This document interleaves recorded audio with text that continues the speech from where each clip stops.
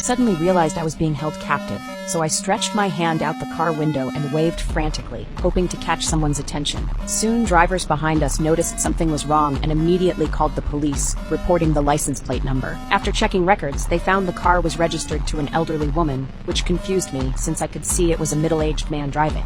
The man noticed he was being watched and immediately hit the gas, leaving the main road and taking a side road off the highway. When I looked outside again, there wasn't a soul around. Just when I was feeling desperate, I found 2 buckets of paint in the car and poured them out. As the car sped forward, the paint left a white trail on the road.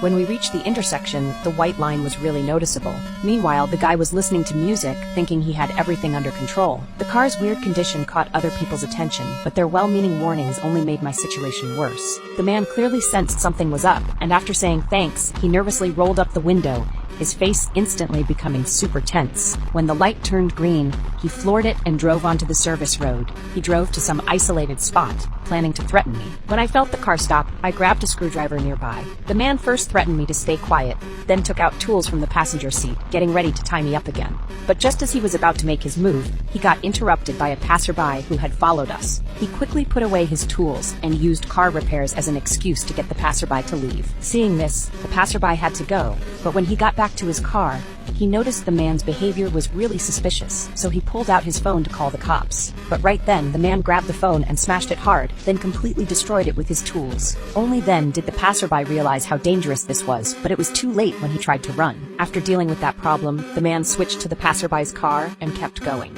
When police arrived at the scene following the clues, they only found an abandoned red car. The guy was really careful and cleaned all traces from the car thoroughly. Just when everyone was feeling disappointed, officers found some broken glass on the ground from the man's medicine bottle that got crushed during the struggle. Police quickly found a fingerprint on the fragments. Meanwhile, the man arrived at a gas station, and when he stopped to refuel, I suddenly thought of a way to escape.